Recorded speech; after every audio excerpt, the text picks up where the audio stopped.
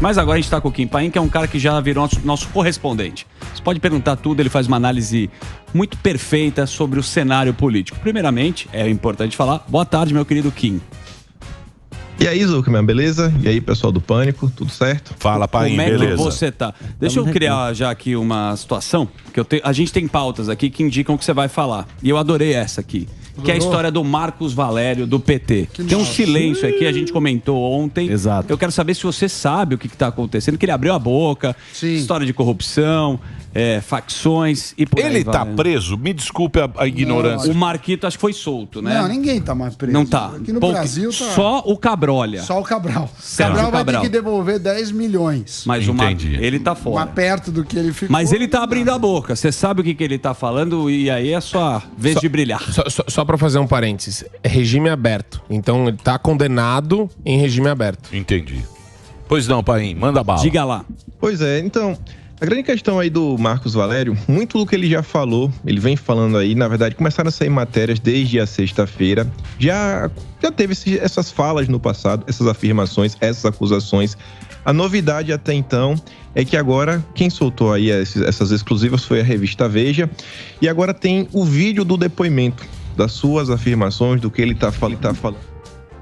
Inúmeras coisas que estão extremamente interessantes, que ainda assim envolvem a questão do assassinato do Marcos Valério, coisas ligadas a um esquema de corrupção e também uma possível ligação, né? A imprensa vem noticiando como uma suposta ligação que um partido aí, o Partido dos Trabalhadores, poderia ter com a facção criminosa conhecida como o primeiro comando da capital, conhecido também como PCC. Assim, é um assunto que vem viralizando aí nas redes, principalmente aí no Twitter, no Facebook, no Instagram, desde a sexta-feira. Saíram várias atualizações. Alguns políticos também estão comentando sobre o caso. Tem deputado aí já querendo abrir CPI para investigar essa situação.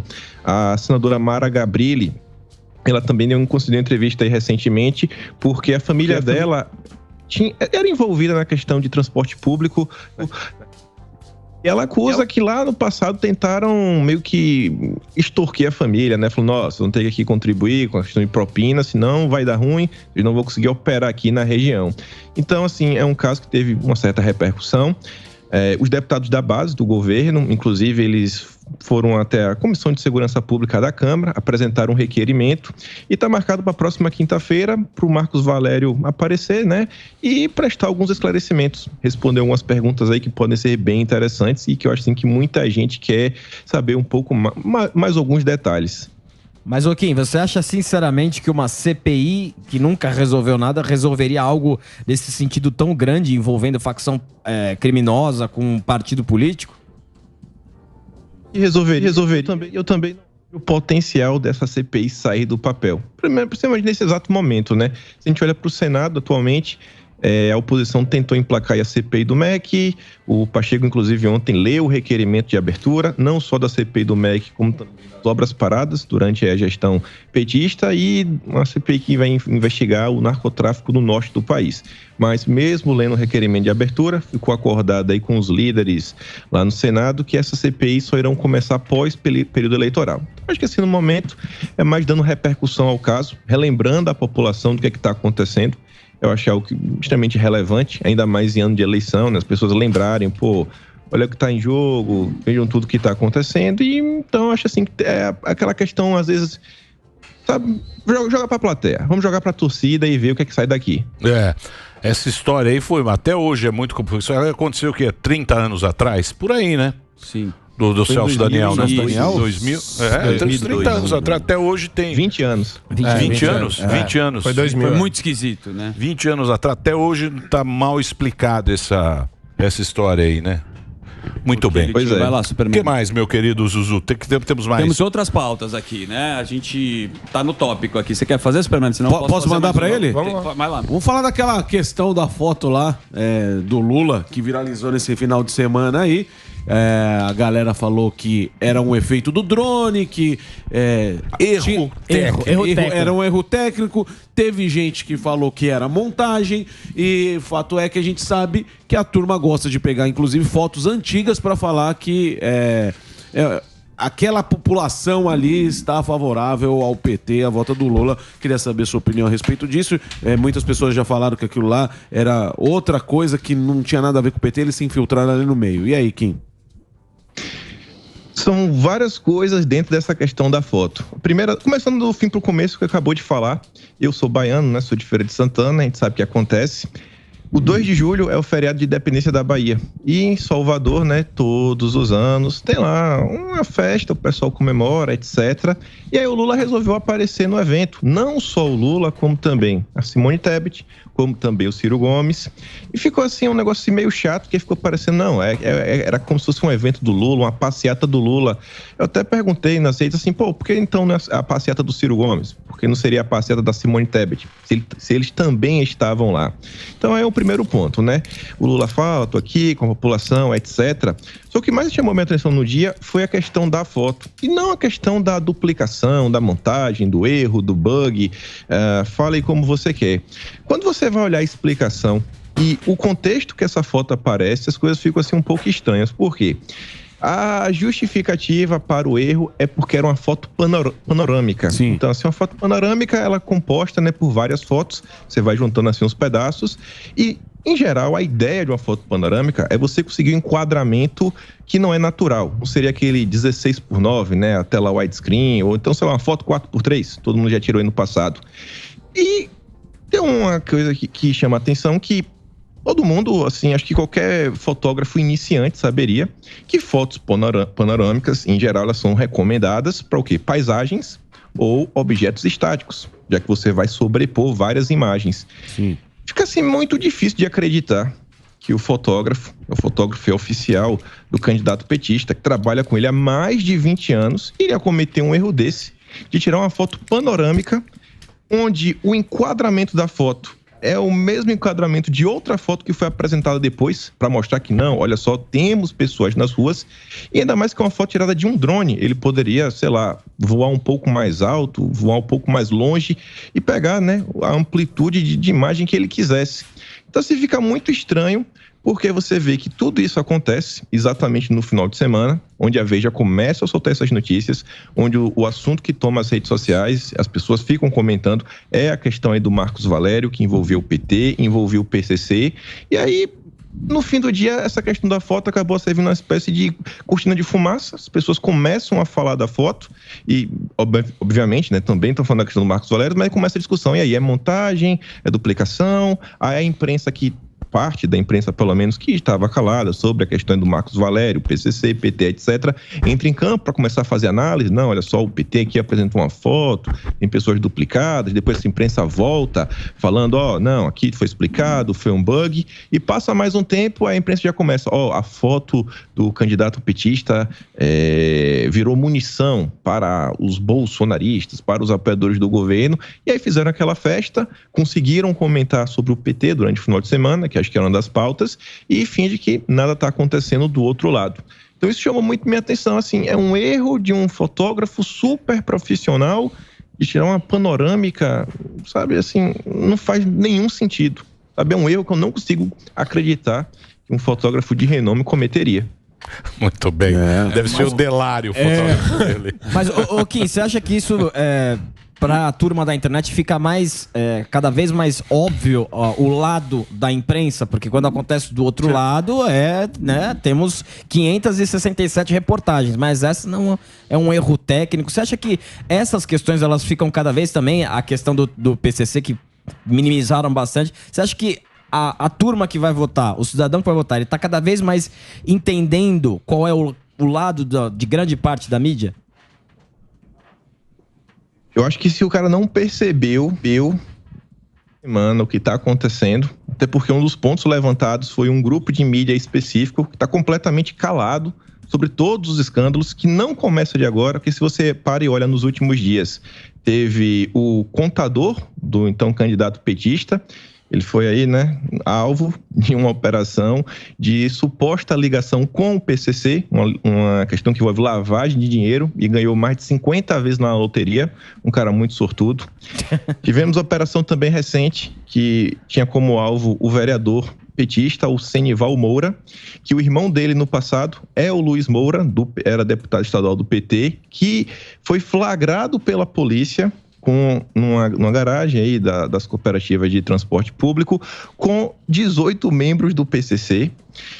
Teve essa questão do Marcos Valério e o mesmo grupo de imprensa, você vai lá no site deles, você abre assim o jornal, o maior jornal do país, né, eles dizem, com o maior número de assinantes, você escreve, sei lá, o termo Valério, Marcos Valério, sei lá, tem uma reportagem de 2021. Você coloca PCC, não tem nada. Você coloca contador, você não acha nada.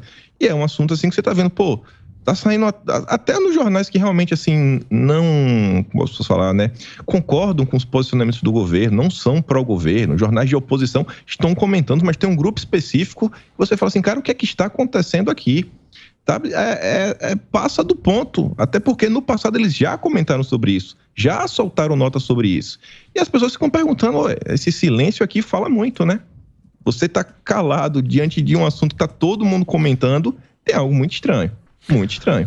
Mas você sabe, meu querido Paim, a galera esquece rápido. Curta, né? O povo esquece rápido. O que eles querem mostrar é que não existiu nada antes.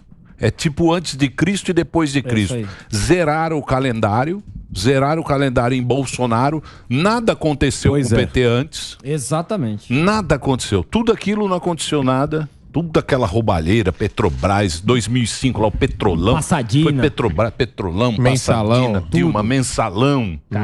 Nada existiu. Não sei se foi o Covid também deixou. Porque a memória dá uma zoada. A memória do jornal deu uma zoada. É inacreditável, cara. Nada aconteceu. Não tem ficha nenhuma, não tem ficha corrida nenhuma. A partir do momento que o Fachin assinou lá, sumiu. a partir do momento que o Fachin assinou, livrou tudo. Eu sinto mais ou menos isso. E a turma que tem a emoção, né? A situação não tá boa. Sim. A turma falou, talvez aí seja talvez esse seja bom mesmo.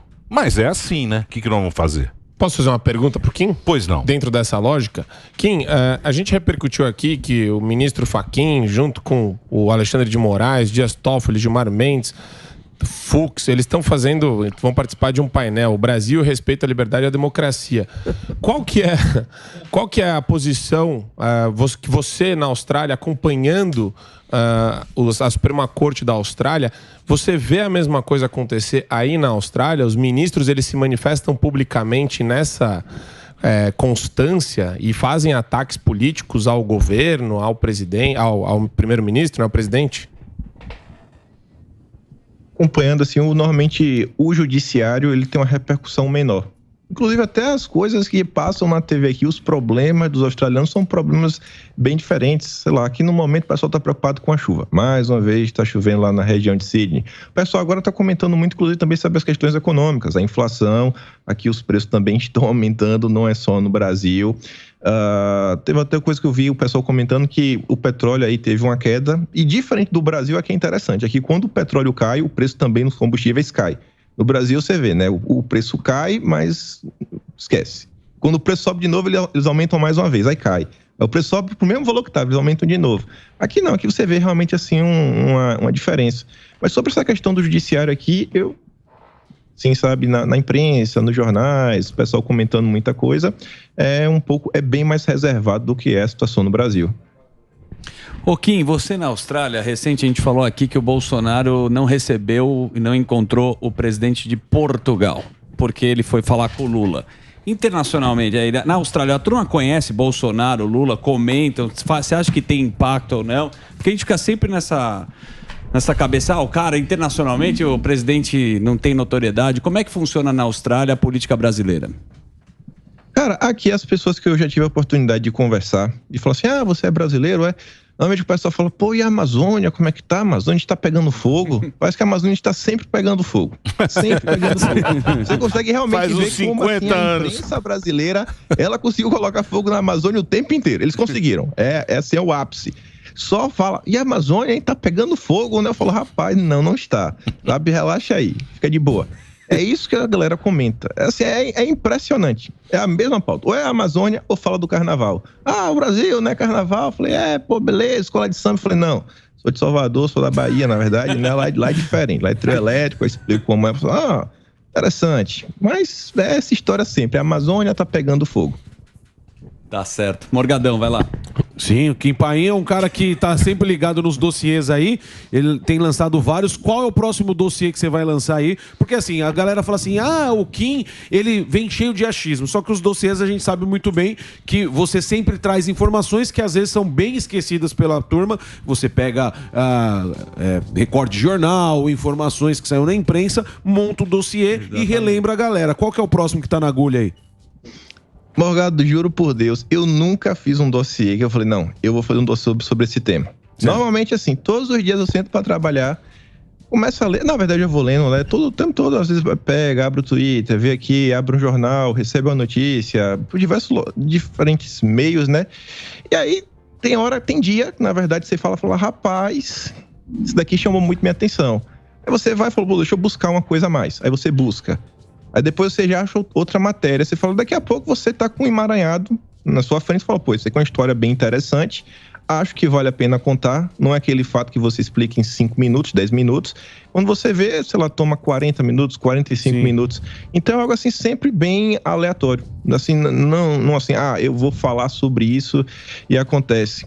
Até para mostrar, por exemplo, algumas coisas interessantes que acabam acontecendo e até falar sobre a questão do esquecimento que o Emílio estava falando. Estava aqui pensando essa questão do esquecimento. Uma coisa é a imprensa esquecer.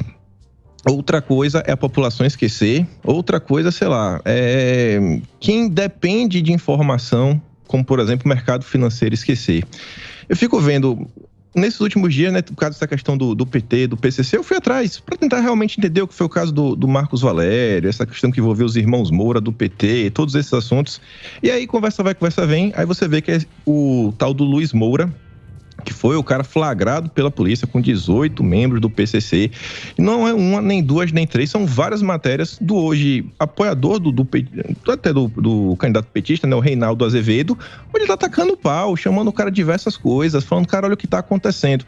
Aí você primeiro vê o comportamento do jornalista, fala, como o cara muda às vezes. Aí beleza, todo mundo pode mudar de opinião. Aí outra coisa que chama minha atenção, e aí normalmente como é essa construção do dossiê, que são coisas aleatórias, o Reinaldo Azevedo falava no passado da aproximação entre o Luiz Moura e o Alexandre Padilha.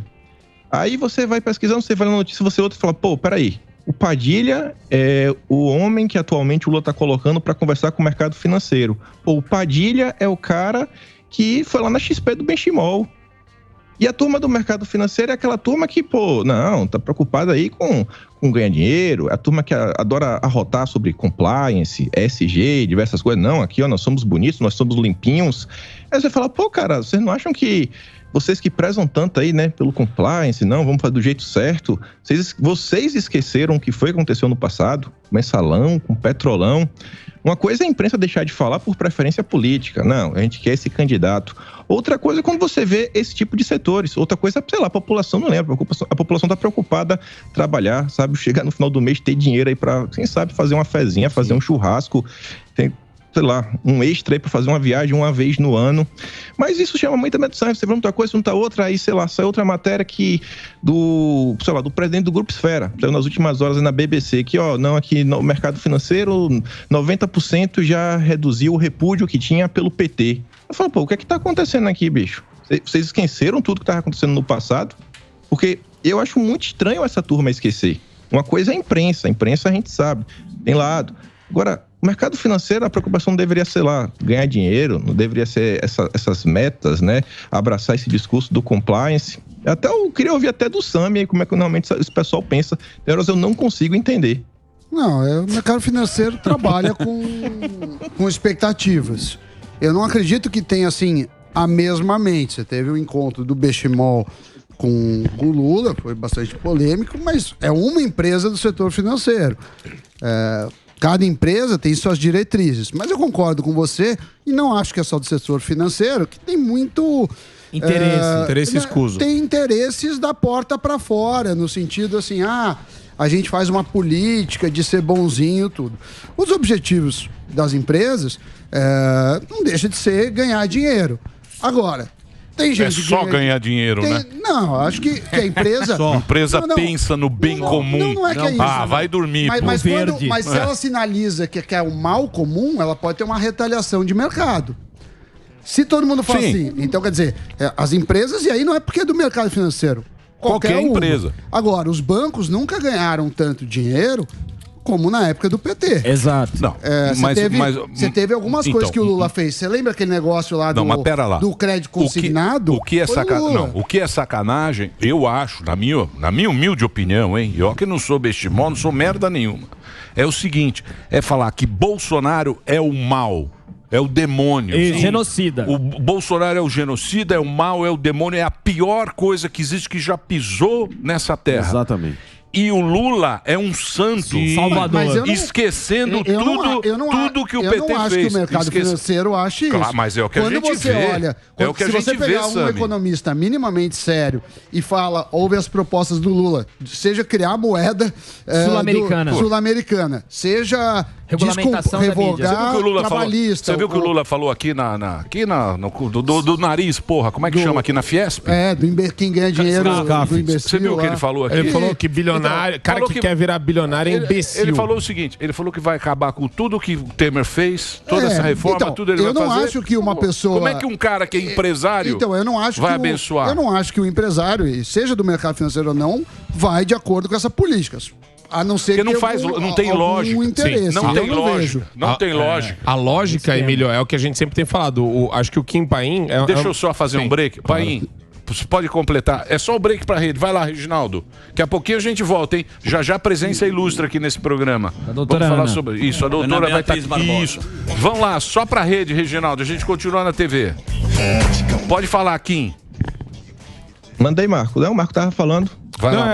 É questão relacionada a um fenômeno chamado capitalismo crônico, que é a subversão do sistema capitalista, onde você acaba com a livre concorrência em prol de benefícios do gabinete da presidência da República. Então vai lá o chefe do executivo, edita um decreto e você, que é a Braskem, que é um case que aconteceu aqui no Brasil, ganha 80% do market share de resina plástica. Tentaram fazer isso com as supercampeãs. Aumenta, o que ele fez? Aumentou o imposto de importação para mais de 20%. E daí você mas quando você faz isso, com a concorrência. Você acaba com a concorrência, a população paga mais caro. Sim. A ideia do Lula era fazer as empresas super campeãs. Então ele escolhia de cada setor a queridinha. Amigo do rei. O Ike Batista era uma delas. Isso. Era o Ike Batista. Era o Ike Batista. De corrupção. Não, então, ele queria fazer o que o Putin fez lá. Oligarca. Sim, os oligarcas. As empresas, ele quis comprar a TAP, queria comprar a TAP, a Oi.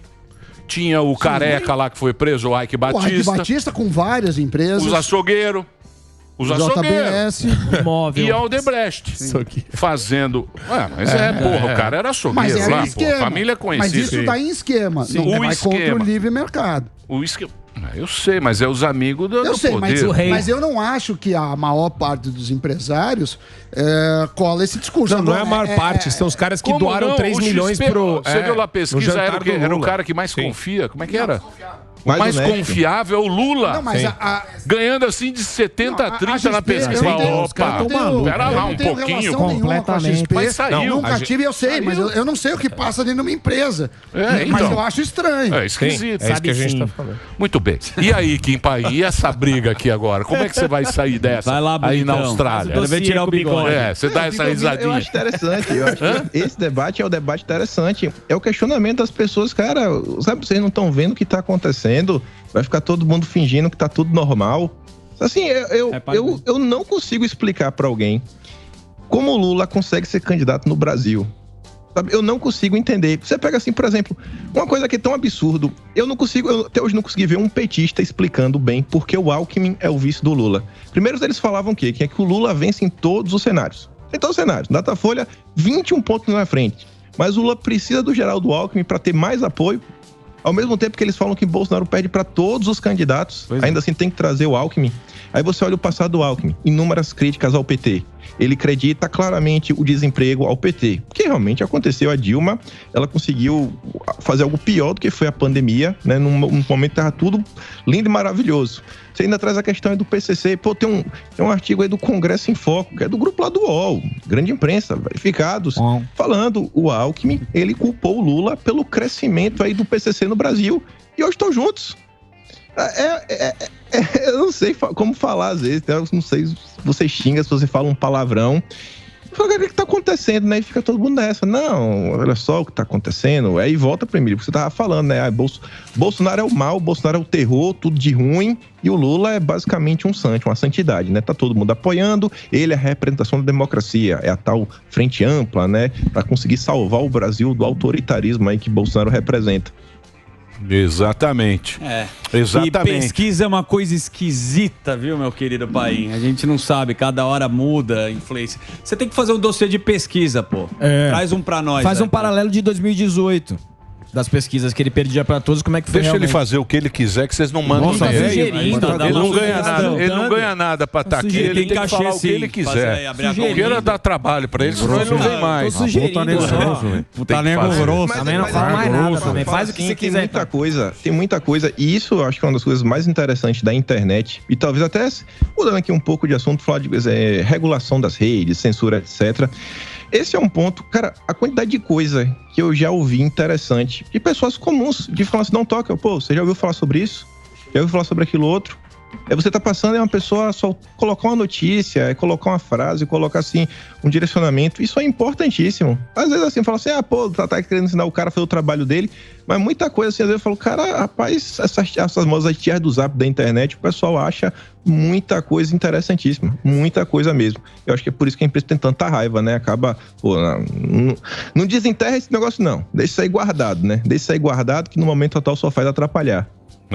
E o incrível o Lula fala claramente, eu vou regular. Vou regular os meios de comunicação. Os meios de comunicação, a internet, isso mesmo. Tudo. Ele vai regular e a pessoa fala, beleza. Tranquilo. Muito bem. Queria agradecer a participação. Aqui, estamos de volta aqui na Rede Rádio. Kim Paim conversou com a gente. Você entra lá, ele faz e não é um dossiê, ele pega a notícia e ele destrincha a notícia de uma maneira mais simples. Você não tem que ficar pesquisando. É isso que ele faz lá no site dele e no YouTube, que é @Kim Paim.